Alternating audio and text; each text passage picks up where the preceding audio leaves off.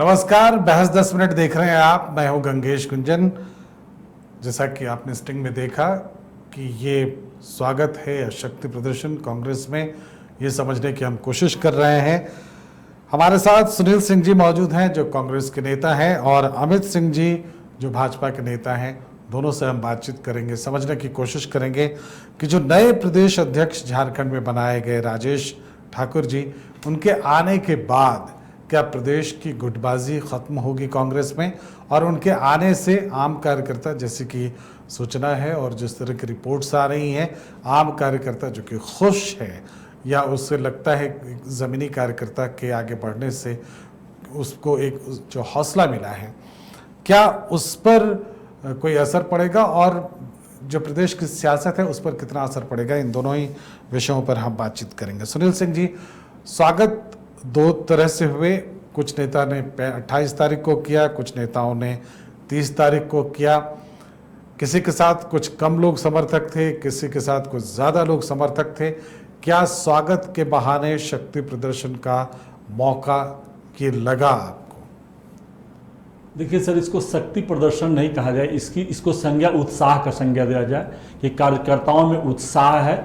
और सर, जो हमारे प्रदेश अध्यक्ष हैं, तो टाटा से बन्ना गुप्ता जी, मंत्री श्री बन्ना गुप्ता जी आ रहे हैं, तो कांग्रेस कार्यकर्ताओं के साथ आ रहे हैं, तो स्वतः बन्ना गुप्ता जी को भी सम्मान में नारा लगी और हमारे प्रदेश अध्यक्ष की भी सम्मान में नारा लगी। तो नारा तो लगना ये उत्साह का संकेत है, उत्साह है सर। इसको हम गुटबाजी और शक्ति प्रदर्शन के रूप में नहीं देखते हैं।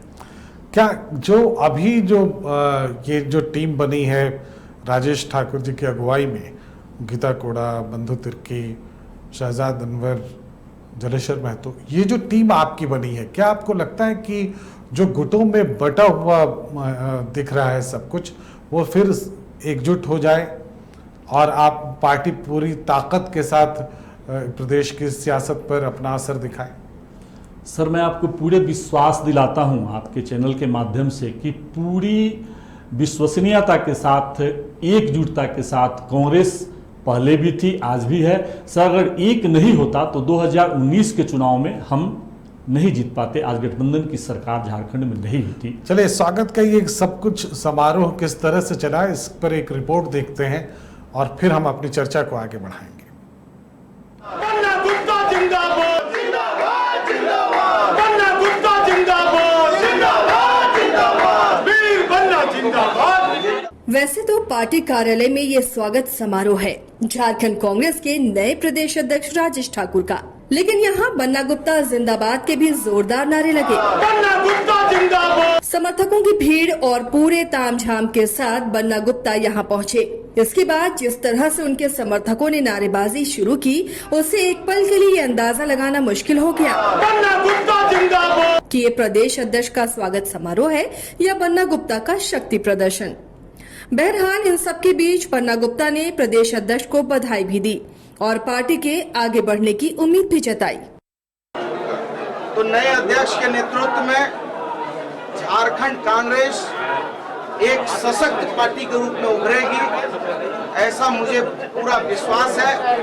और हम सभी कांग्रेस जन राजेश ठाकुर जी के नेतृत्व में, हमारे प्रभारी आरपीएन सिंह साहब के नेतृत्व में, आलमगीर साहब के नेतृत्व में और हमारे रामेश्वर उरांव जैसे हमारे वरिष्ठ कांग्रेसी के दिशा निर्देश पर यह कांग्रेस फलीभूत होगी, आगे बढ़ेगी।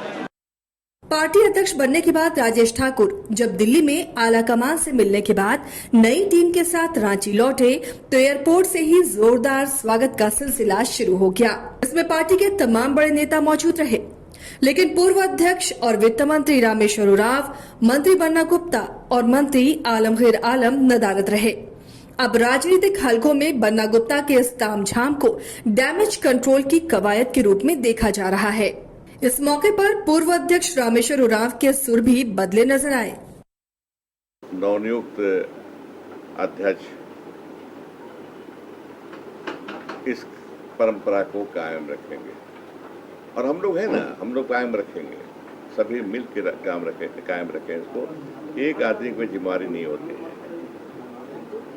हम सभी सोल्जर हैं, हम सभी सैनिक हैं, अलग अलग समय में अलग अलग रोल दिया जाता है। ये रोल है, कुछ नहीं है। अलग अलग रोल दिया जाता है, उस रोल को हम सबको अदा करना है। हम साझेदार हैं, साझा में सरकार चल रही है, लेकिन ये मतलब नहीं कि जहां सरकार द्वारा जनहित को दरकिनार किया जा रहा, हम समझते हैं कि ये जनहित में होना चाहिए, घोषणा पत्र में है। अगर उसकी उपेक्षा हो रही है तो हमें खड़ा होना होगा, बोलना होगा, आवाज़ उठानी होगी। जैसे मैंने आवाज़ उठाई थी कि घोषणा पत्र में हमने कहा था कि ओबीसी को 27% रिजर्वेशन देंगे। कोई चर्चा नहीं हो रही थी तो मुझे बोलना पड़ा अध्यक्ष के रूप में कि नहीं, 27 हमने घोषणा की है, घोषणा पत्र में लिखा है 27% देना है, 27% रिजर्वेशन देना चाहिए ओबीसी। और नहीं अध्यक्ष हूं तो पर भी बोलूंगा मैं, ये मेरे जहन में है, ये मेरे जहन में है। सामाजिक न्याय के लिए सबको हिस्सेदारी मिलनी चाहिए। ये कुछ चीजें हैं। तो ये तमाम बातें हैं। सरकार पर कितनी पकड़ हो, या हम कह सकते हैं कि प्रदेश की सियासत पर कितनी पकड़ हो, ये तमाम सवाल उठ खड़े हुए हैं अब जबकि नए नवनियुक्त प्रदेश अध्यक्ष राजेश ठाकुर जी आए हैं और राजेश ठाकुर जी से बहुत लोगों को बहुत सारी उम्मीदें हैं। लेकिन प्रदेश की सियासत पर इसका क्या असर पड़ेगा? अमित सिंह जी भाजपा नेता हमारे साथ जुड़े हुए हैं। अमित जी, आप बताएं, क्या आपको लगता है कि जो कांग्रेस में नया बदलाव हुआ है और एक कार्यकर्ता को आगे बढ़ाया गया है, क्या इससे प्रदेश की सियासत पर कुछ असर पड़ेगा या इसमें कुछ और पढ़ लेते हैं आप? बहुत बहुत धन्यवाद। आज पहली बार आपके चैनल के माध्यम से जुड़ा हूं, इसलिए आपका बहुत बहुत आभार। और सबसे पहले कांग्रेस कमेटी की नई टीम बनी है, नए लोग बने हैं, उनको भी हमारी तरफ से बहुत बहुत बधाई और शुभकामना। देखिए, हमको याद आता है 2014 से पहले कि जब इसी तरह मनमोहन सिंह की सरकार थी केंद्र में, तो हम लोग कहते थे कि आकाश से लेके पाताल तक घोटाला यदि किसी ने किया है तो मनमोहन सिंह की सरकार ने किया है, यूपीए की सरकार ने किया है। और उसमें अनेक मंत्री दोषी पाए गए, अनेक लोग दोषी पाए गए। सीबीआई का जांच चला, ईडी का जांच चला। आज पूरी कमेटी को यदि हम उठा के देखते हैं झारखंड के परिप्रेक्ष्य में, तो उसी तरह की एक कमेटी लगती है। जब उनके बैनर पर चेहरा को हम देखते हैं तो लगता है कि क्या कमेटी बनी है। वैसे ही लोग बने हैं। आपको ध्यान होगा सिप्ते रिजवी के समय में राजेश ठाकुर जी उनके ओएसडी हुआ करते थे, उनके ऊपर दाग लगा।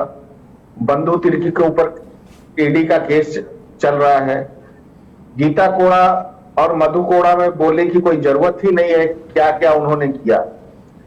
तो हमको लगता है कि एक तरह से पूरी तरह से कांग्रेस एक घोटालों की कमेटी बनाकर रखती है। हमारा बोलना उचित नहीं है, उनका आंतरिक मामला है, लेकिन जो व्यवहारिक पक्ष हमारे सामने आ रहा है उसको देखने से लग रहा है कि कांग्रेस इस राज्य को लूटने का पूरी तरह से षड्यंत्र रच चुकी है। लेकिन और अमित जी, आने वाले भविष्य में मेरा ये कहना है अमित जी कि वो तमाम बातें, तमाम आरोप एक तरफ हैं, दूसरी बात तो ये है, ये तो मानना पड़ेगा कि राजेश ठाकुर चूंकि जमीन से जुड़े हुए नेता हैं, जमीनी नेता हैं, इनके सामने आ जाने से आपके लिए कोई मुश्किल खड़ी होगी? हमारे यहाँ लाखों कार्यकर्ता जमीन से जुड़े हुए हैं। हमारे यहाँ भी सब कोई जमीन से जुड़े हुए ही कार्यकर्ता हैं जो बने हैं। और अभी कल परसों के अखबार में मैंने तो देखा था कि इनको कांग्रेस से टिकट नहीं मिला तो एनसीपी से बोकारो से चुनाव लड़े थे। तो किस जमीनी कार्यकर्ता की हम बात कर रहे हैं जिसके अध्यक्ष को उसी के पार्टी ने टिकट नहीं दिया और वो दूसरी पार्टी से चुनाव लड़ता है, तो आप ऐसे यदि कार्यकर्ता को जमीनी कार्यकर्ता मानते हैं तो मुझे कुछ कहने की जरूरत नहीं है। नहीं, फिर दूसरी पार्टी की भी गलती होती है कि जब वैसे नेता जमीन के नहीं होते हैं तो फिर उनको टिकट क्यों दे देते हैं वो, ये भी तो सवाल उठता है ना। नहीं, चुनाव का परिदृश्य का बात मैं अभी यहाँ पे नहीं कर रहा हूं जी। और आप कोई एक दल के ऊपर इंगित नहीं कर सकते हैं इस चीज को।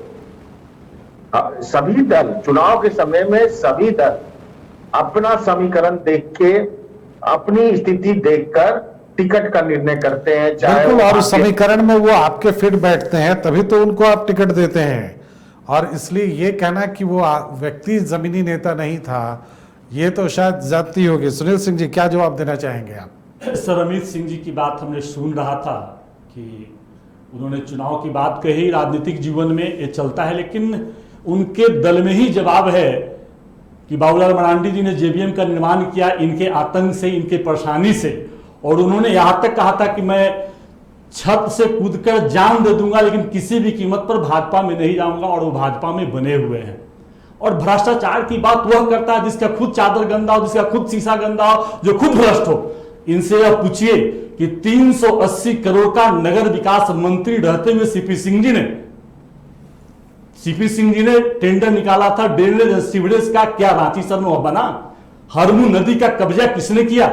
जिसने उन्होंने सुंदरता के लिए उसका टेंडर निकाला था, नाला बना दिया हरमू नदी का। हाई कोर्ट फिलहाल हम इन आरोपों प्रत्यारोपों पे जाना नहीं चाह रहे थे। बेशुद्ध एक सियासी समझदारी वाली बात है। इससे एक परिदृश्य देखने की बात है, एक दृश्य को देखने की कोशिश है कि अगर नई टीम बनकर आई है तो क्या वो इतनी ताकतवर है कि बीजेपी के साथ मुकाबला कर सके या प्रदेश की सियासत पर असर डाल सके? मुकाबला नहीं है सर, बात है सर कि राजेश ठाकुर के नेतृत्व में हम इतना मजबूती के साथ प्रदेश की विकास के लिए काम करेंगे। आज उससे घबराए और घबराए हुए भाजपा के लोगों ने इस तरह के बयान करे, कहीं ना कहीं राजेश ठाकुर जी के बनने से जो प्रदेश के पूरे कार्यकर्ताओं का दर्द और प्रदेश की स्थिति को समझते और जानते हैं, वही घबराहट इनकी आवाज बता रही है और उनकी डर आवाज बता रही है राजेश ठाकुर जी से। राजेश ठाकुर के नेतृत्व में हम मजबूत होंगे, आने वाला 2024 में जीतेंगे, विधानसभा भी जीतेंगे, लोकसभा भी जीतेंगे। इसलिए कोई कार्यकर्ताओं का नेता है सोनिया राहुल, प्रियंका और आरपीएन सिंह जी ने विश्वास के साथ कार्यकर्ता को अध्यक्ष बनाया है। अमित सिंह जी, आप कुछ कहना चाह रहे हैं? देखिए, कांग्रेस कभी, आप यदि 2000 से देखेंगे, जब से झारखंड का गठन हुआ है, कांग्रेस कभी भी झारखंड के प्रति कोई उसका विचार अच्छा रहा है ये हम नहीं कह सकते हैं। जब भी कांग्रेस सरकार में आई है, कांग्रेस सरकार के साथ आई है, तो महाघोटाला का सबसे बड़ा षड्यंत्र सामने आया है। आपको ध्यान होगा कि जिस समय मधु कोड़ा की सरकार थी, अजय माकन इसी तरह प्रभारी जिसे आज के कार्यकाल में अमित जी बताइए कि रांची में क्या दिया है बीजेपी? पूरी तरह से 14 वर्ष का समय दिया, रांची में एक यहाँ पर लाने का काम किया, तो कांग्रेस पार्टी ने एक-एक करके बात कर रहे हैं। हाँ, और मैं वही बात बोल रहा हूँ हाँ जी, कि आज जो 4 लोगों की टीम बनी है, एक अध्यक्ष और 3 कार्यकारी अध्यक्ष, 4 कार्यकारी अध्यक्ष, मामला और संगठन का मामला है, यह मामला नहीं, मेरी और हमारी संगठन की मामला है। हम 4 बनाए या 40 बनाए, ये हमारी राजेश ठाकुर अध्यक्ष नहीं बने हैं, आरपीएन सिंह की कठपुतली बने हैं, जिनके कहने पर झारखंड को लूटा जाएगा, जिनके कहने पे झारखंड के खनिज संपदा से लेके वन संपदा से लेके सबको लूटा जाएगा और यहां से माल कहीं जाएगा तो लूट रहा है ना, अडानी लूट रहा है साहबगंज का माइक ना, ये कि अभी 2 साल हो गया है। अमित जी, अगर ये नेता आपकी नजर में, जो आपको लगता है कि उन पर कई तरह के घोटाले के आरोप है, और भी तरह की बातें आप कह रहे हैं, क्या आपको लगता है कि ये प्रभावहीन कर दिए जाएंगे आने वाले दिनों में, या वाकई अब आपको लगता है कि राजेश ठाकुर जी के आने के बाद एक जमीनी नेता आपके सामने होगा और उससे मुकाबला करना आपके लिए आसान नहीं होगा?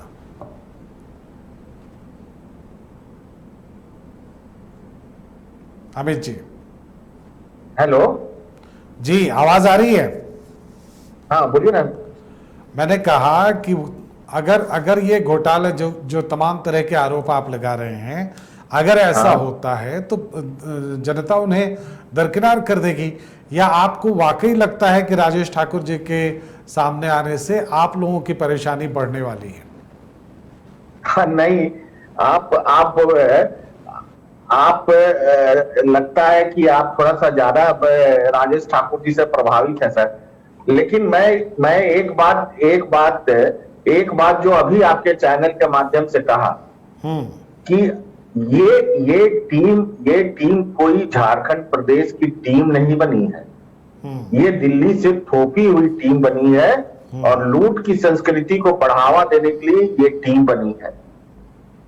और राजेश ठाकुर जी, आपको मैं दावे के साथ कह सकता हूं कि आरपीएन सिंह के कठपुतली के रूप में काम करेंगे कांग्रेस पार्टी के, और जिस तरह से भविष्य में कांग्रेस ने लूट मचाया झारखंड में, उससे बड़ा लूट आप आने वाले समय में देखेंगे। सुनील सिंह जी, क्या सरकार पर दबाव बनाने की स्थिति में है अभी आपकी पार्टी? क्या सरकार जो आपके मैनिफेस्टो पर काम नहीं कर पाती है, या सरकार जो मैनिफेस्टो आपने घोषणा की है उस पर जो काम नहीं हो पा रहा है या डिले चल रहा है, क्या उसको लेकर आपकी पार्टी राजेश जी के आने के बाद कुछ ज़्यादा दबाव बनाने की स्थिति में होगी?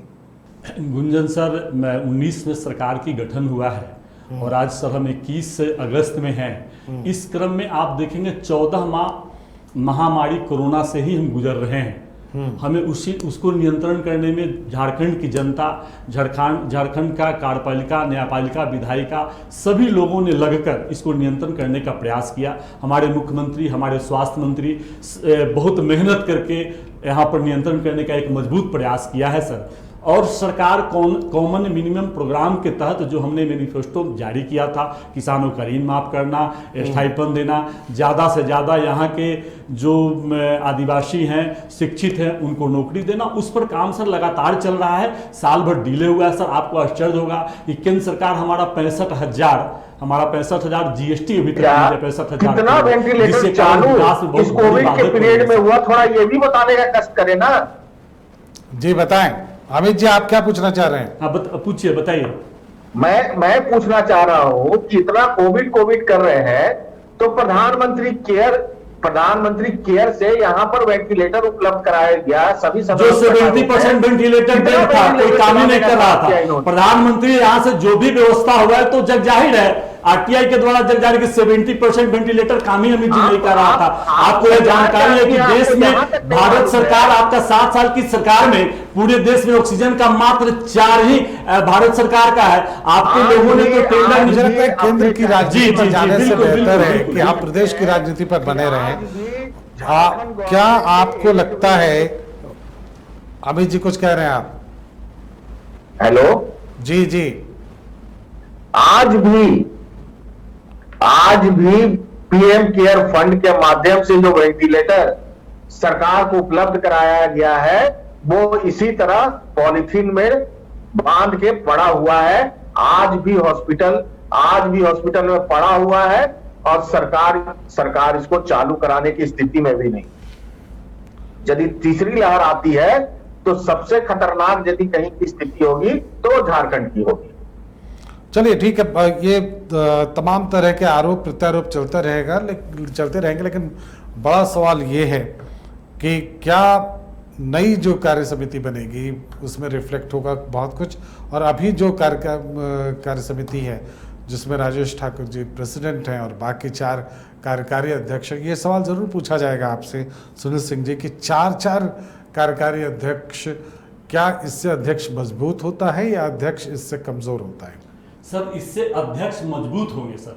हम 4 कार्यकारी अध्यक्ष बनाए हैं, उनको भी जिम्मेवारी देंगे और हमारे प्रदेश अध्यक्ष के नेतृत्व में 4 कार्यकारी अध्यक्ष हैं जो ज़्यादा से ज़्यादा बेहतर काम करेंगे सर, और बेहतर करके संगठन को मजबूत बनाने का काम करेंगे। और सर अभी बात आई थी भ्रष्टाचार की, न्यायालय अपना काम कर रहा है। बंधु तिर्की जी को वहां की जनता ने जीत कर दिया है, उनका काम का इनाम दिया है। गीता कोड़ा जी को चाईबासा से जीत कर वहां की जनता ने इनाम दिया है। तो न्यायालय अपना काम करेगी, कौन कितना भ्रष्ट है उस सब कुछ सामने लगातार आ रहा है, लगातार आता रहेगा। लेकिन मैं सर आपको स्पष्ट कर देता हूं कि जो कार्यकारी अध्यक्ष बने हैं, प्रदेश अध्यक्ष के साथ बने हैं, प्रदेश कांग्रेस कमेटी आने वाले समय में झारखंड में बेहतर से बेहतर इस सरकार के समन्वय के साथ काम करेगी और संगठन भी बहुत मजबूत होगा सर, ये मैं आपको विश्वास दिलाता हूं। चलिए, बहुत बहुत धन्यवाद आप दोनों का इस चर्चा में शामिल होने के लिए। सुनील सिंह जी आपका और अमित सिंह जी आपका। और हम ये समझने की कोशिश कर रहे थे कि कांग्रेस प्रेसिडेंट का जो स्वागत हुआ इसमें शक्ति प्रदर्शन कितना था और वास्तविक स्वागत कार्यक्रम कितना था। अलग अलग नेता अलग अलग दिनों में क्यों आए और क्यों उन्होंने अलग से स्वागत कार्यक्रम रखे, क्या इसमें किसी तरह की कोई गुटबाजी थी, इस पर जवाब दिया सुनील सिंह जी ने जो कांग्रेस के नेता हैं, और अमित सिंह जी ने कुछ सवाल भी पूछे। फिलहाल बहस 10 मिनट की इतना ही, इजाजत दें, नमस्कार।